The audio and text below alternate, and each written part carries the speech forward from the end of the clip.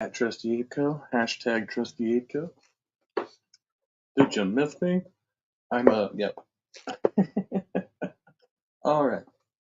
I was gonna make a bad joke. No. This is Doritos Mexican soda tamarind flavor.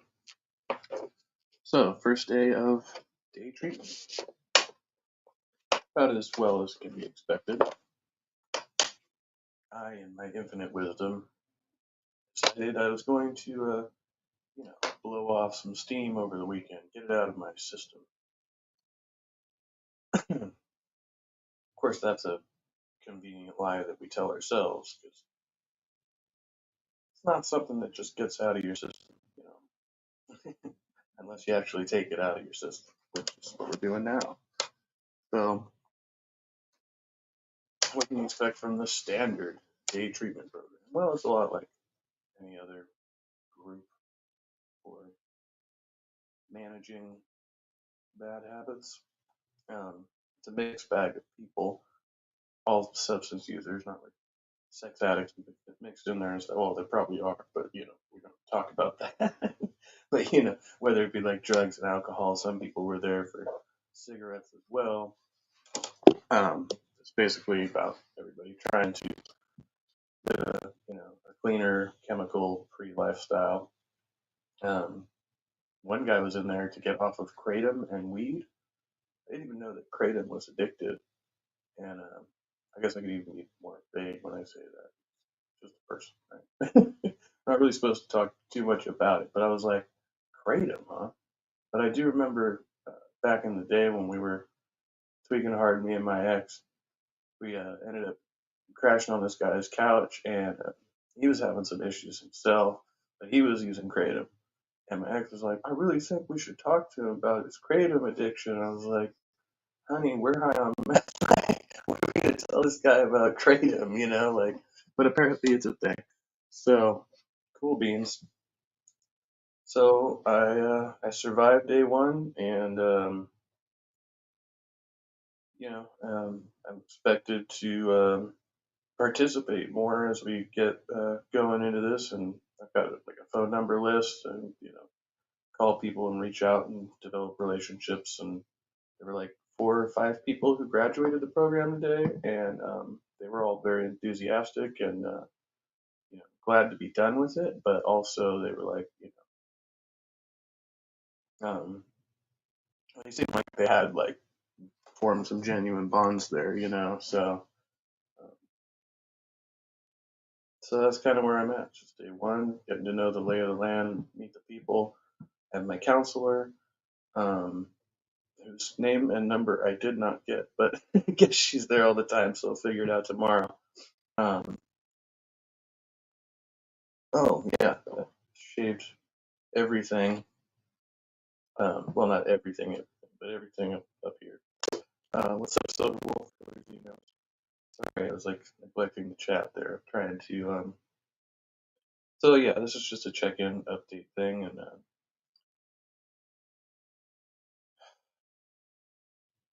yeah, pretty much, just kind of a lot of affirmation of things I already know. It's like, and this is why it's such like a pain in the ass to like have to put myself in this position because why can't you just fix yourself? Why can't you just unfuck yourself? Like, just deal with it. I think I tried that. I think I talked about trying that, and it wasn't working out very well. So this is the way I have to force my own hand. Some people are there. It's a voluntary program. Because some people are there because they got an ultimatum, whether it be from their spouse or their job or whatever, right? Nobody gave me that ultimatum. A lot of people have told me I should check myself, but nobody told me go to the program or you're gone. Like that hasn't happened. I did that to myself. So I was like, if I keep going the way I'm going, I'm gonna fuck something up, beyond repair because that's usually the way this thing goes, like, oh, thank you. Yeah, day one went okay. So I have assignments.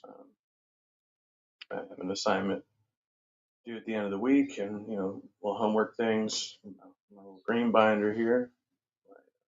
recovery binder. So they want me to quit smoking pot as well. I was like, well, I'm not generally too concerned about that, but I am with just trying to keep a clearer head. And I basically just I already blew my cover in the second to the last meeting when we went around, because I was like, basically, like, I'm confident that I can abstain from drinking today. That's going to happen. It's not usually the first day. It's usually second and third day. Anxiety. And, quite frankly, I struggle with it. I come in here and stop at the market, and, I kept thinking, like, the whole time I was there, all I want to do is smoke. And then as soon as I got out, I was like, oh, now I can have a drink. Oh, wait, no, I can't. Because I could get away with it, in theory. Like, even if they freaking breathalyze and drug test me again in the morning, I drink early enough, drink enough water, get up. Like this morning, I blew dirty because reasons, right? But they were like, okay, it's day one. So going from here, we want to see all these levels start dropping, right? And that's the idea. But yeah, I could get away with it, as they wouldn't even have to tell them that I drank alcohol tonight. But that would be defeating my own fucking purpose, right? That would be, why would I sabotage my own clean time that I'm trying to establish, right? But then in the same breath, in that meeting, I was like, well, I'm pretty confident I'm not going to drink, but I'm not so confident I'm not going to smoke pot. And in fact, that was pretty much like assured at the time. I was like, I'm not going to take all of this out of my regimen all at once, just go cold turkey on everything, because that sounds like a lot. Now, maybe over the course of this program, I can reduce my intake. Maybe I can even have a couple of days where I don't smoke pot. But like, and she was straight up about it. Like, we can see certain levels, but in a 2-week period, if you were smoking pot, you're not going to test clean by the time for that substance by the time you leave this program. But if we see the levels reduced, then we can still consider that basically a success. So there is a pass-fail kind of dynamic there. You can fail the program, or you can pass and get a fancy little medallion and a diploma. The guy was telling, the counselors was telling us about people who went in there and tried to cheat on their drug test, or did cheat on their drug test, and just how counterproductive that is if you're even going to go in there. Like, they're not going to stop you up if you fail a piss test, right? They're going to try and find another way to support you so you don't relapse again. And that's what you get saying. But he was like, people don't realize they come in there, they try to cheat on the piss test. Then why even come to the program? Just fucking go back to whatever it was you were doing, because nobody's forcing you to be here. Unless, of course, as I said, you've got that ultimatum. And that means having to go back to those people at work or your family and tell them, yeah, you know what? I'm just not going to stick it out.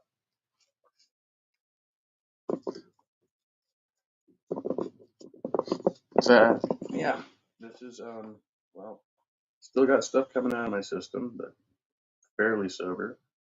And I was basically instructed for today just to come home and chill and eat and get good rest and go back at it tomorrow. That's what I'm doing. I'm also going to have to do a number of meetings. So this is a work status thing for my job, which I'm going to have to do a bunch of stuff for that for disability, so I don't lose 2 weeks pay with nothing. Supposed to be able to get disability leave for this.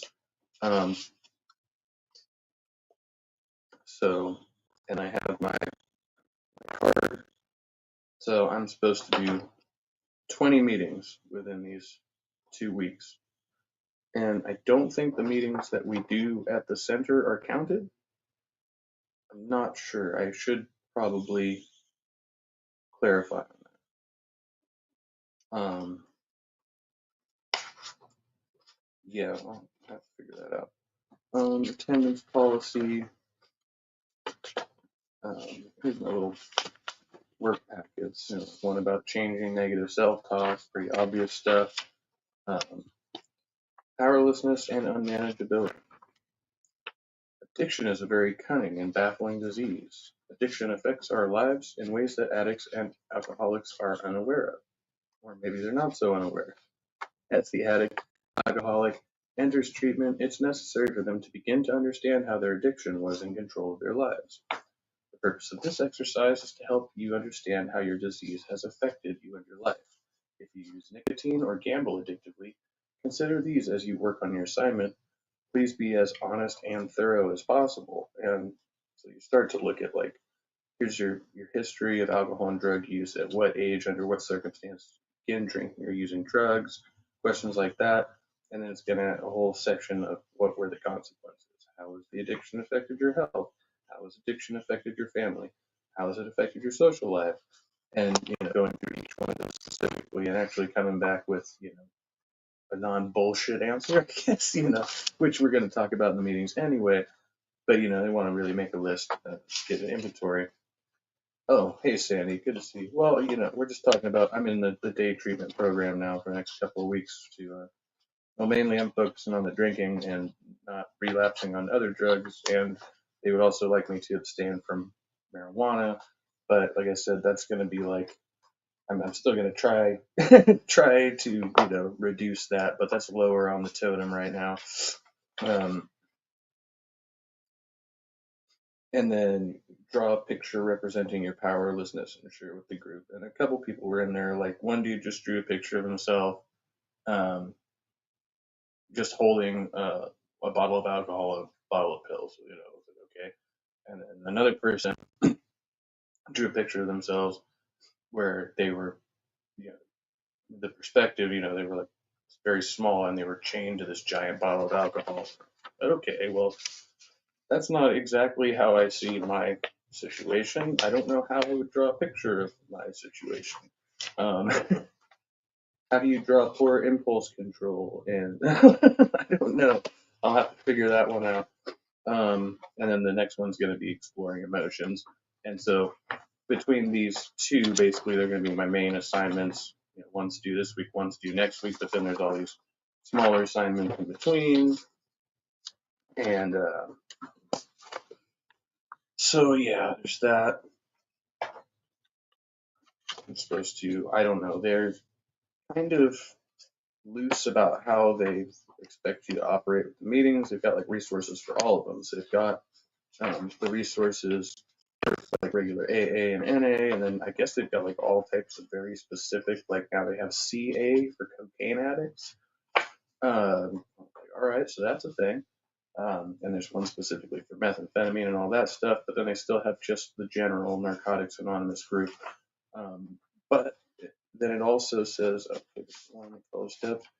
And then it also has these links to the secular support groups like Smart Recovery, which I was already attending and I haven't been for a while, and LifeSpring, which I had heard about before, but I don't think I ever followed through and tried it. So that might be another avenue.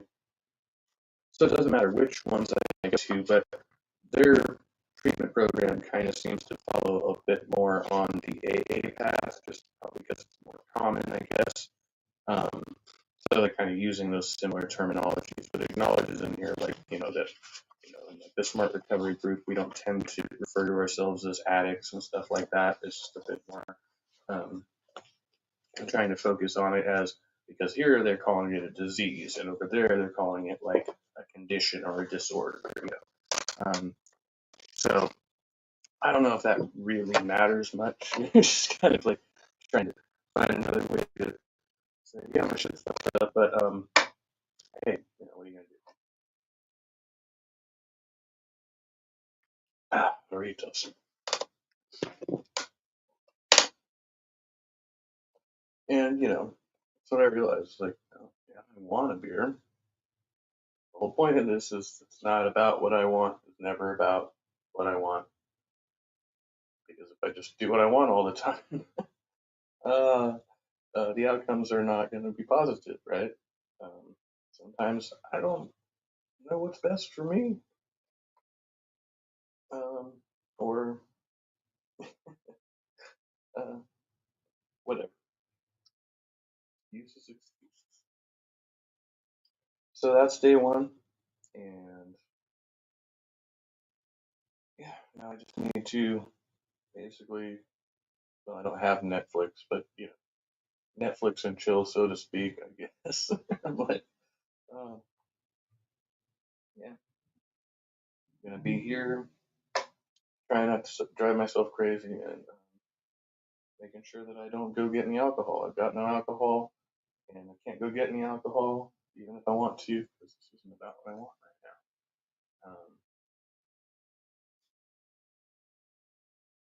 That's about it. I'm not gonna sit here and like bullshit you and say, "Oh yeah, it's great." Day one was great until I was like, "Oh shit, what am I getting?" And of course, you know, every party is trying to think of a way I can get out of this, but uh, you no, it's not gonna happen this time. Can't go that way. So, the beginning of the doctor said the first day of the rest of your life. Try to look at it that way, and it'll get better. All right. Well, as I always say, 'cause I say the same thing at the end of every episode, I'm very consistent. Much love. Be well. Be kind, and stay trusty. And hopefully the mic's not having all kinds of funky issues again today, because I have the best luck with microphones. All right. Have a good night. We'll see you soon.